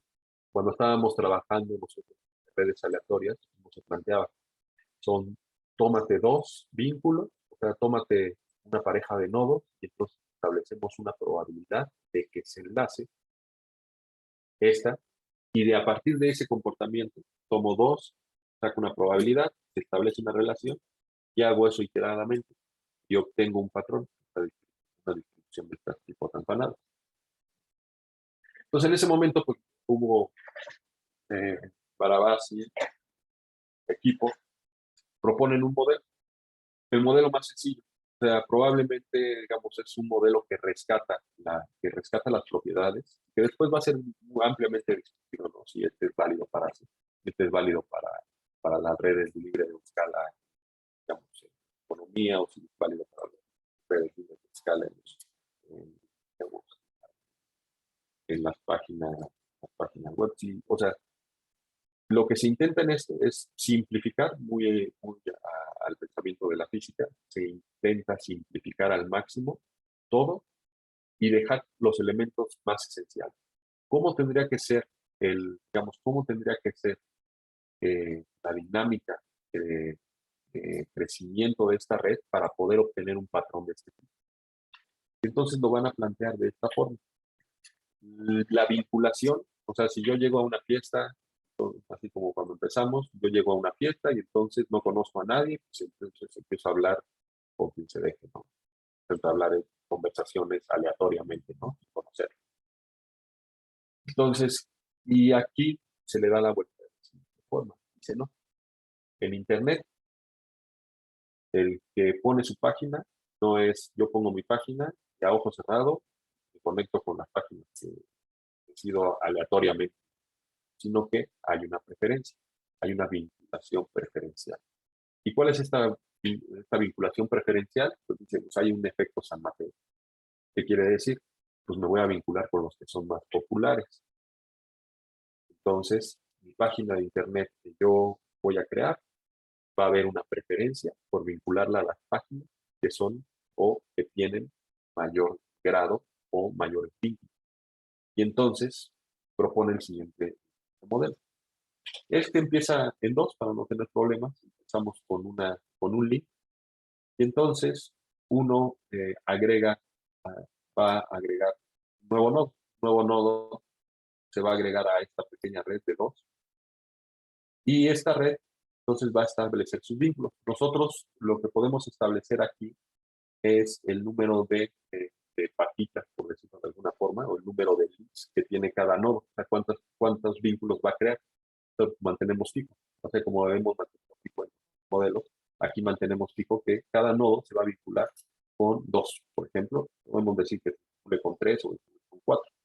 Nada más que la probabilidad de que se vincule va a ser proporcional al número de links que ya tiene cada uno. Entonces, por ejemplo, si este que viene con dos, entonces cada uno tiene aquí, cada uno tiene grado 1, entonces no se va a vincular de la misma forma prácticamente con cada uno de ellos. Pero después llega uno tercero, más bien llega uno cuarto. Ese cuarto pues va a registrar que este tiene grado 2, tiene grado 2, tiene grado 2. Entonces probablemente elija a dos de forma, digamos, de forma equitativa, todos tienen el mismo grado y se vincula este cuarto, la vinculo aquí. Se va a agregar otro, pero este otro, ¿qué va a hacer? Va a elegir, pero ahora tiene grado 3, tiene grado 3, estos dos tienen grado 2. Entonces el siguiente, aquí se vinculó, si se dan cuenta, va poniendo el blanco que va agregando. Entonces este que se vinculó, eligió este de grado 3, este de grado 2, y después enviamos otro. Este que se vinculó eligió a este de grado 3 y eligió a este de grado 4. Y así sucesivamente. Nosotros lo que vamos incrementando el número de nodos, o en cada paso del tiempo se va incrementando un nodo nuevo, y este nodo va eligiendo con quién vincularse, pero está, digamos, su probabilidad de vincularse va ponderada por el número de vínculos que ya tienen la red anterior. Y entonces, al final, digamos, de este modelo, pues lo que podemos obtener son distribuciones de este tipo.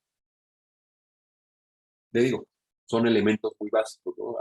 Después hay críticas acerca de que no está representando estas transiciones que hay en las caídas de nodos, o sea, no sé, Napster era una página que tenía muchísimas visitas en algún momento, desapareció, entonces emergieron otras, o sea, esta dinámica pues, no está representada porque aquí el que tuvo un montón de vínculos al principio, pues son los que tienen con la historia, son los que permanecen teniendo vínculos al final.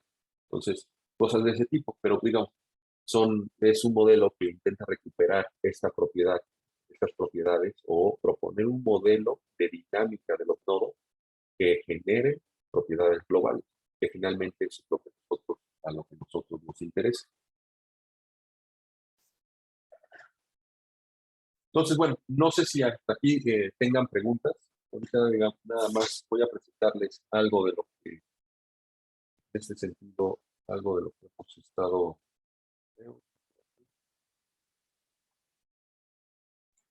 Dejen para un poco la presentación. ¿Alguien tiene alguna pregunta, comentario, duda? Me la quieren dejar al último. Yo tengo una duda. Sí. Yo quería preguntar. Yo No quería te, preguntar si ustedes han sido trabajos perdón, es que si sabes de trabajos que han utilizado las redes complejas para estudiar huracanes. Ay, se cortó en la parte importante. ¿De cuál? ¿De cuál? Si quieres, escríbela. Si has visto trabajos donde utilizan redes complejas para estudiar huracanes. Ahí, no sé, digamos, en qué sentido estás pensando el huracán. O sea, acuérdense que tendrían que, o sea, ahí quiénes serían los vínculos y quiénes serían los nodos. O sea, porque he visto. Sí, usualmente para mí los nodos, como yo los estudio, que es climatológico, los nodos es el año y los links es la influencia, si hay interacción o influencia de un año con otro.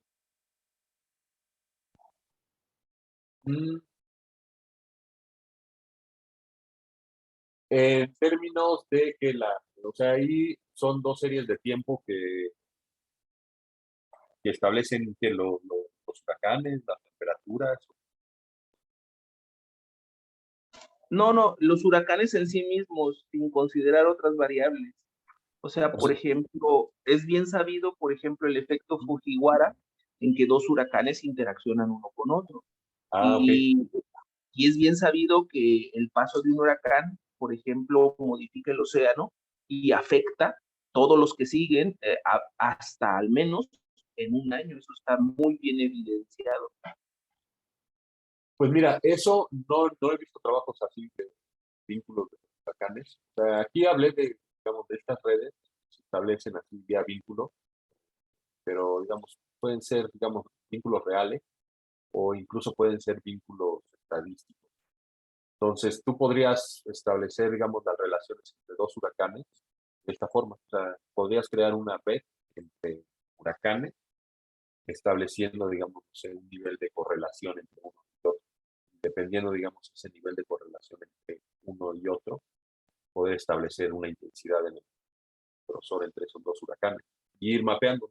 sea, cuáles son las relaciones de este huracán con otro, y ver, digamos, en un año fueron las relaciones de huracanes de ese año, después ver las relaciones de huracanes de otro año.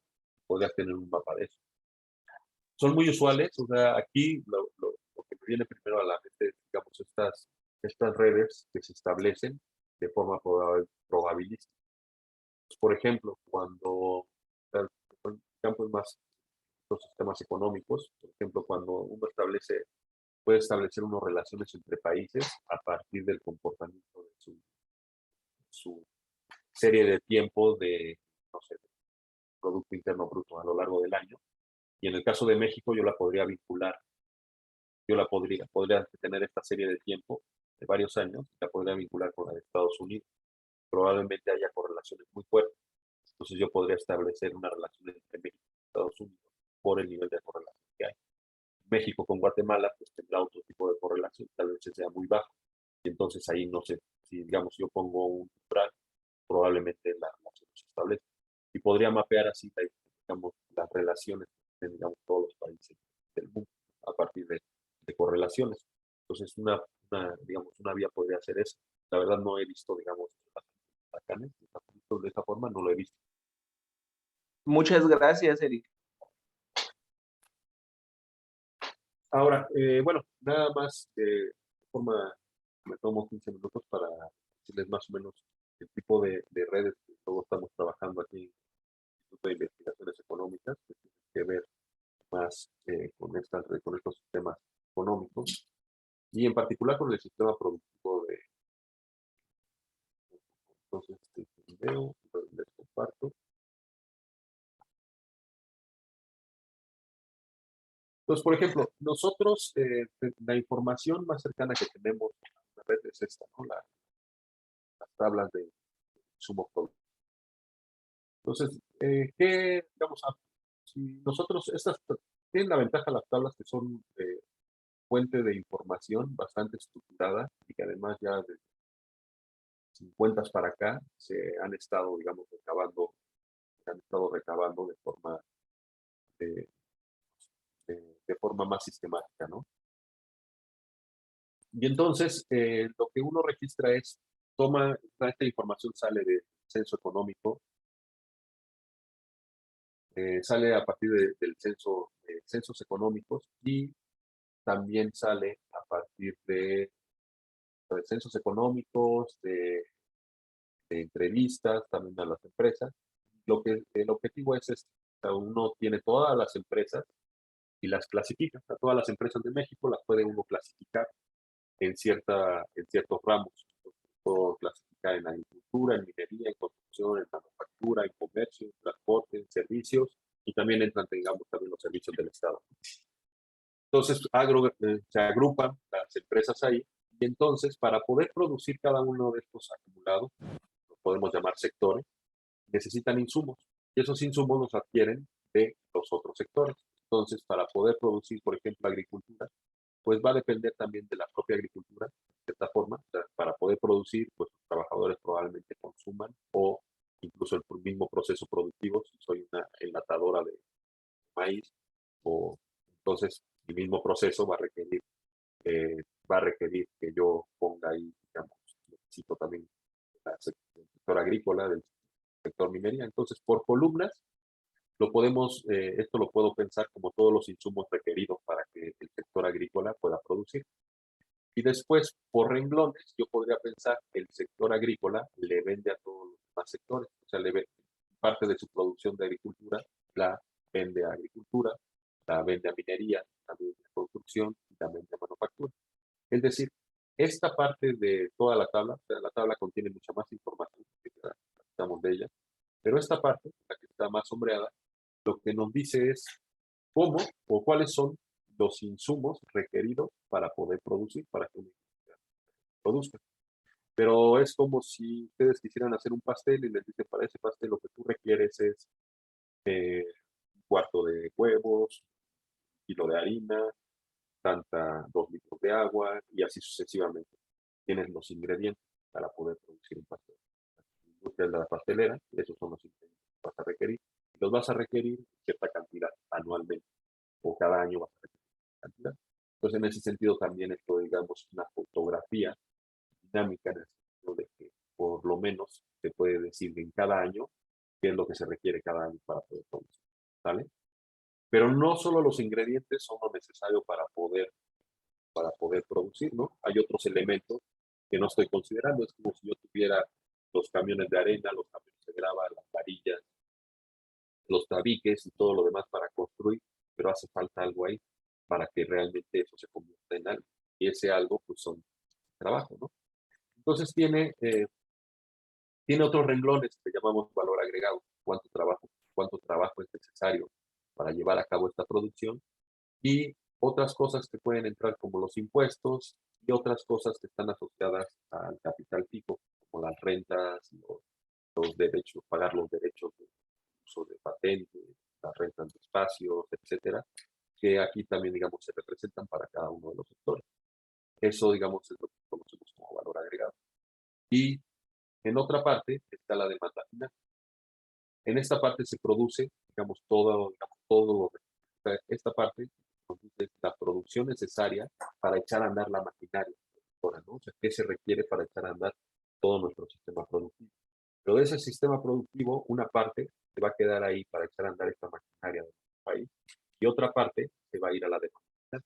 ¿Qué es la demanda final?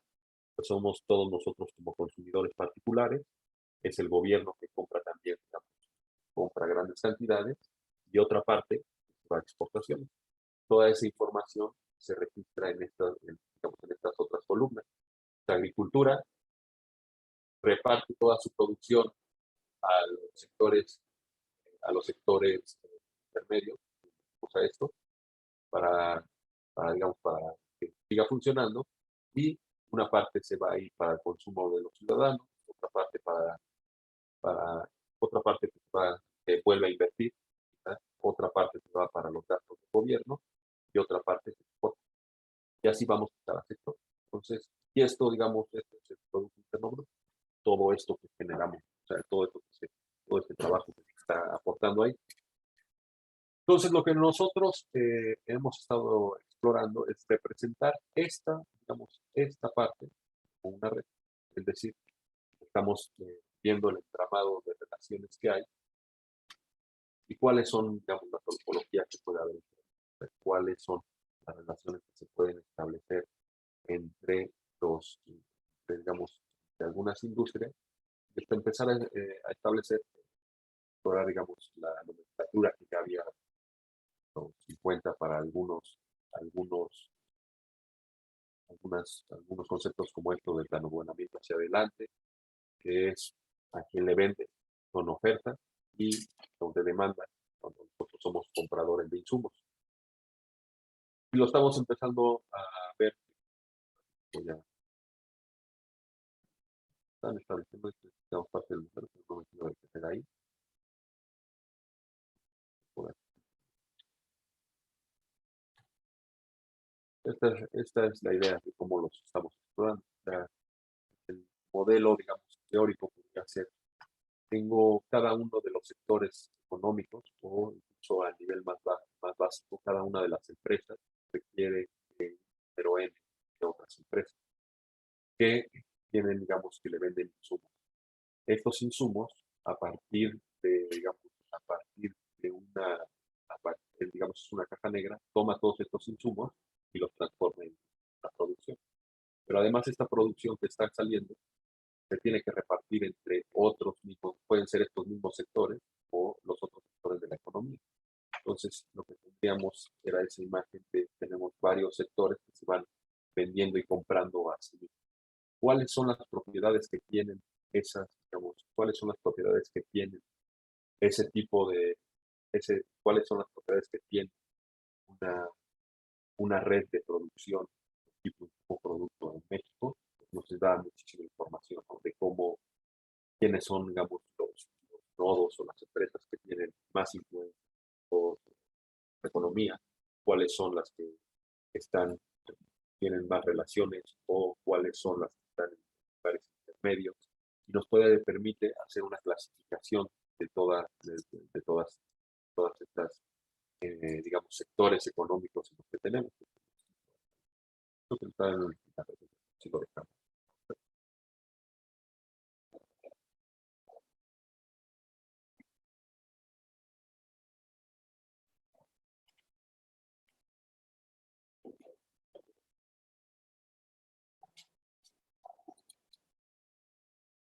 Entonces, más o menos digamos, esto que les platiqué es esta, por ejemplo.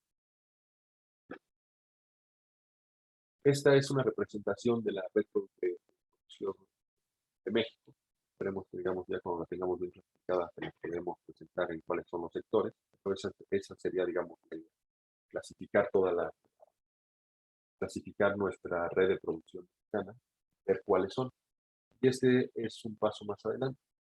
Con la globalización, pues, ¿qué es lo que ha sucedido? Muchos de los sectores, esto digamos, es en muchas partes del mundo, ¿no? Nosotros tenemos nuestra propia red, digamos, está acotada y como vieron, la demanda final, pues una parte que es la de exportaciones, la dejamos ahí. Pero también, digamos, existen otras bases de datos que están haciendo el esfuerzo para hacerlas mucho más grandes y que son redes globales, las que se clasifican. La clasificación no es tan desagregada como la tenemos para México, que puede llegar a ser hasta de 800 sectores, 800 tipos de productos diferentes y poder hacer una red de eso. Pero se puede, creo que son alrededor de 72. Cada país mundo se clasifica en 72 sectores productivos. Y entonces lo que nosotros antes poníamos como exportaciones, lo podemos poner directamente como exportaciones, porque sabemos a qué otros sectores productivos se van de otra parte del mundo. México pues tiene relaciones muy intensas con Estados Unidos, con sectores de Estados Unidos. Entonces una de las preguntas válidas que uno se puede hacer acerca de eso es, ¿qué tan integrado o qué sectores de la economía mexicana están cada vez más integrados al sistema productivo de Estados Unidos? O sea, ¿cuáles son los grupos, sectores de la economía mexicana que cada vez son más intensamente vinculados? Se está creando o sea, estamos pasando con la apertura comercial que ha pasado a una integración de la maquinaria productiva de la región, o no es así. Y en todo caso, ahora, nuevo escenario, ¿cuánto podría costar poder regionalizar o echar atrás todos esos plazos que se han estado estableciendo a lo largo de la globalización? Entonces, esas son dos preguntas a lo que digamos, se han estado planteando ahorita estos últimos años y que lo hemos estado empezando a abordar desde esta perspectiva, ¿no? El análisis de redes y desde las propiedades que nosotros obtenemos a partir de ello. Entonces, bueno, ese es un ejemplo de cómo se ha utilizado. Y bueno, ahora sí, si quieren, bien, digamos, pueden hablar, digamos, tener más preguntas, hagamos algún comentario final. Muchas gracias, Eric. ¿Preguntas? ¿Comentarios? ¿Dudas?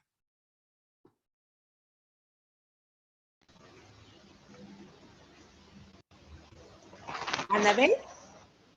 Sí, me gustaría preguntar, en este paso que hizo de la matriz insumo-producto, utilizó ¿se pueden medir ya en la red los eslabonamientos hacia adelante y hacia atrás? ¿O solamente se dibuja la red y ya no se puede hacer más? Se requiere utilizar GAMS y otras herramientas para ver esos efectos. Bueno, los eslabonamientos, o sea, si ustedes ven muchas de las definiciones que usa, digamos, la nomenclatura de mismo producto, muchos son casi, digamos, hace la comparación de medidas de grado, o sea, grado hacia adelante o grado hacia atrás, o sea, cuál es el grado de entrada y el grado de salida. Hay muchas que tienen similitud con las de los abonamientos hacia adelante y hacia atrás. Habría que ver porque hay distintas definiciones de los entabonamientos, ¿no? Dependiendo, digamos, el autor, creo que hay unas tres distintas definiciones del abonamiento. Pero en primera instancia, digamos, si es el abonamiento hacia adelante, podríamos usar bien el grado de salida, que es, digamos, a quién le vendes, y el deslabonamiento hacia atrás, todos los insumos que entran. Y podríamos usar el in degree, que es el de insumos que entran, y out degree, que es el grado de salida, que lo podríamos utilizar como una medida de deslabonamiento. Y ahora, aquí, digamos, la representación, sí es la representación que está ahí en pantalla. No lo está en pantalla. Esa que tenemos ahí, que muestra ahí en pantalla, es la red y se están tomando, si usas la red como producto, esos son los coeficientes técnicos. De cada enlace son los coeficientes técnicos, es decir, lo que consume, pero en términos de su propia producción, medido o ponderado por el nivel de su propia producción. O sea, yo consumo, no sé, 50% de gasolina, pero lo mido en términos de mi propia producción, ¿no? O sea, puedo poner todo, en lugar de dejarlo en flujos monetarios, lo puedo poner en términos de parte de mi propia producción. Y lo que se representa ahí, esa red, está ahí, la red mexicana de producción, la tenemos representada así. O sea, son los coeficientes técnicos, las proporciones de la propia producción de cada uno de los nodos que, eh, ¿cómo se llama? Que son necesarias para poder producir una unidad de producto de cada uno de ellos. Ese, digamos, aunque se ve el dibujo, aunque se ve el dibujo, esa representación contiene toda la información. Entonces de ahí se puede sacar, o sea, ese es el insumo. O sea, a partir de ahí se puede sacar. Entonces, ¿estarían a 72 sectores agregados o a 93? Creo que el de 272, por ejemplo. Ah, sí, la más grande, ¿no? Ajá, ese es hay dos clasificaciones, ¿no? La de industria por industria, la que proporciona INEGI son industria por industria y hay otra de producto por producto. Industria por industria creo que llega al nivel más desagregado, el de 272. Y producto por producto creo que anda en 864 o algo así. Es decir, tendrías una red de 864 con prácticamente, o sea, trabajar con estas redes de producción, si has trabajado, prácticamente tiene vínculos con todos lados, ¿no? O sea, aunque son pequeñitos, hay vínculos de todos contra todos, ¿no? Estarías hablando de número de vínculo de, no sé, de 272 por 272, ¿no? Se empieza a volver un poco más robusto, pero digamos, porque eso es lo que te permite, digamos, el análisis de red. Ya, digamos, cosas grandes se han desarrollado herramientas para eso. Eso me lleva a lo siguiente. No sé si, digamos, tienen preguntas acerca de eso y mientras les voy dando un poco. A mí me gustaría hacer como análisis de economía circular con la industria de plástico y la industria de autopartes. Entonces, y la verdad es que estaba primero trabajando en esta parte de la economía circular, pero ahorita que tocaste insumo producto, es un tema que he trabajado en otras cosas y me pareció interesante ver si podría ver estas relaciones entre industria de autopartes, porque el problema con el plástico es que importamos mucho y muy poco se reutiliza para la construcción de autopartes plásticas en México, ¿no? Pero no sé si pudieras darnos alguna idea sobre si es posible, si es viable o no. Podría ser, o sea, mira, por ejemplo, ahí está representada toda la industria, toda la industria mexicana, todo esto, ¿no? Entonces, si tú quieres, digamos, plásticos con, digamos, automotriz, entonces tú podrías aislar eso, digamos, hacer una partición de esto o quedarte con un subconjunto de nodos y ver cuáles son los nodos que están más involucrados en esa parte o hacer como un zoom y aislar esa parte y empezar a ver, digamos, quiénes son, cómo está conformado, digamos, la parte de consumo de esos nodos, ¿no? O sea, de quiénes están conformados, no sé si, digamos, la parte de producción de plásticos, cuál sea su sector asociado en la matriz de insumo producto. Entonces, lo primero que yo haría es ver, digamos, a qué sector. Ya ves que, o sea, digamos, en el primer nivel, que son 20, son los sectores. Después viene rama, subrama, y creo que subrama, creo que rama es el 172. Clase. Rama, clase y subclase. Entonces, localizar cuáles son, digamos, dónde está localizada la industria que te interesa o las empresas que te interesan y ver si con eso es suficiente el nivel de desagregación y entonces, digamos, podrías trabajar con la de insumo producto. Si tú lo que necesitarías sería un nivel más abajo, entonces ahí sí, y digamos, ese es a donde luego algunos trabajos, no sé, en Japón, por ejemplo, creo que sí hay información de las empresas y sus principales proveedores. Entonces, en lugar de trabajar yo aquí con una red de clase o de sectores económicos, se trabaja a nivel empresa. Entonces, regularmente la información que algunas bases de datos tienen en otros países, aquí la verdad no he explorado eso, si hay esa información que se puede obtener, es, la información, tienes la empresa y tienes sus 5 principales proveedores. Te dan la lista de los principales proveedores. Y a partir de esa información vas generando todo este entramado. Los proveedores de uno pues son los consumidores de otros. Entonces, puedes ir construyendo todo el entramado de esta parte. Entonces, sí podrías usar la de insumo producto siempre y cuando ese nivel de desagregación sea lo suficiente para ti. Y a partir de ahí puedes sacar, digamos, patrones de quién compra, qué compran y cómo lo venden. Y podrías plantearte estas preguntas, ¿no? Los insumos importados sí aparecen en la tabla de insumo producto. Entonces podrías decir, bueno, ¿qué pasaría si yo reduzco estas importaciones? ¿Cómo se podrían incrementar o con quién se tendrían que incrementar ahí adentro? Eso sería, digamos, preguntas válidas ahí. Muchísimas gracias. De todos modos, ahí digamos, está mi correo. No me tardo. No creo, si los leo. Y bueno, no sé si alguien tenga otra pregunta. ¿Preguntas?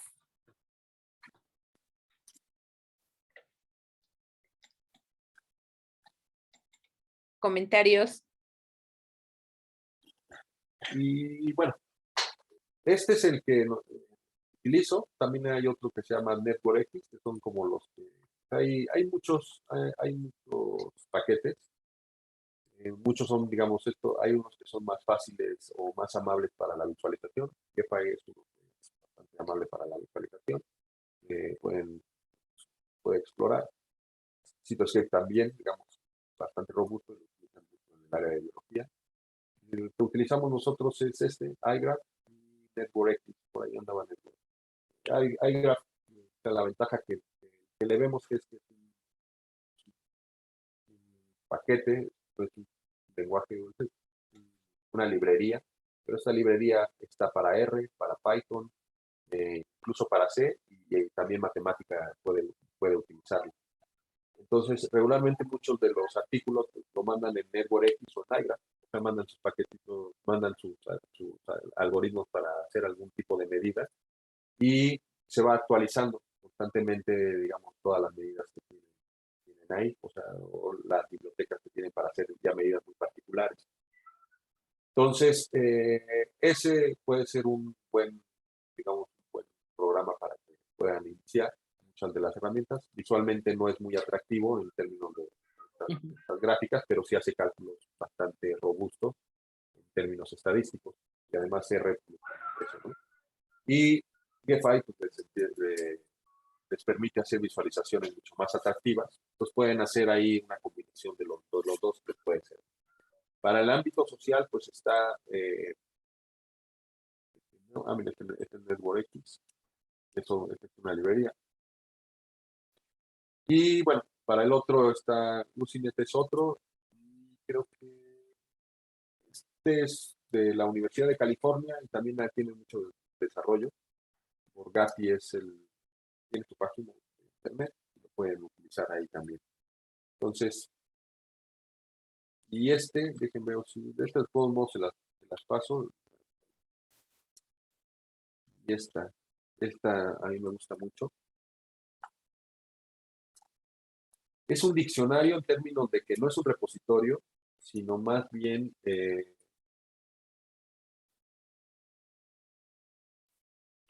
ustedes pueden encontrar ahí, les redirecciona el tipo de redes. O sea, es esta. Por ejemplo, tienen clasificados, dicen redes no ponderadas, dependiendo de las características. O sea, vamos a poner redes no ponderadas, no direccionales y eso nada más, ¿no? con eso empieza a hacer un filtrado. Entonces, lo que hace es que los redirecciona a lugares donde hay trabajos con ese tipo de redes. Social Office, por ejemplo. Entonces, ahí les pone esta información, o sea, les dice cuál es describe la red, una red, les dice de qué tipo de red, cuántos vínculos tiene, pues, digamos, cuál es el tipo de vínculo, quiénes son los nodos, algunas medidas promedio, y les da la fuente. O sea, esto salió de este artículo. Y en algunos casos tiene también, digamos, viene la base de datos con la que ustedes pueden trabajar. Entonces ustedes pueden elegir entre varios, no sé, digamos, el cerebro de un gato. Pues lo mismo, les dice, digamos, cuál es la descripción, algunas propiedades de la red, que tiene 139 son el promedio, los nodos, les da el link y ese los lleva al artículo y este les lleva a la base de datos y les dice el formato y el peso de la base de datos. Entonces ustedes pueden extraer de ahí las bases de datos y trabajarlas. Entonces, ese te lo recomiendo que lo exploren porque pues, ahí básicamente tienen ahí los estudiantes trabajando ahí, estar haciendo, digamos, actualizando esta base de datos y la pone a disposición. Entonces, bastante ilustrativa para que creo que ni la estoy. ¿Nos puedes compartir el link, Eric? Sí, ahorita lo pongo por favor. Por ahí. ¿Está?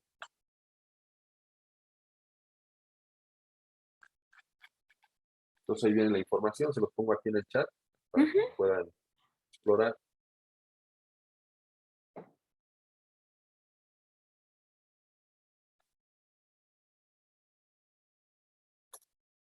Listo. Muchas gracias, Eric. Perfecto, pues. No, muchas gracias a ustedes por haberme aquí aguantado. No, al contrario, Eric, muchas gracias a ti. Creo que ya no tenemos más preguntas ni comentarios, solo felicitaciones para los ponentes. Y bueno, pues agradecerle también a los asistentes el haber concluido con nosotros un semestre más con este seminario y con este pues ya cumplimos 10 años y medio. Para el siguiente semestre pues ya les estaremos mandando la información y pues muchas gracias. Gracias a todos y felicidades para todos y todas porque pues todos hacemos esto, que siga existiendo, que siga viviendo y esperemos que dure por muchos años más. Muchas gracias, Eric. Hasta luego, Rosy. Me dio mucho gusto estar por aquí. A mí Hasta también. luego a todos. Hasta luego.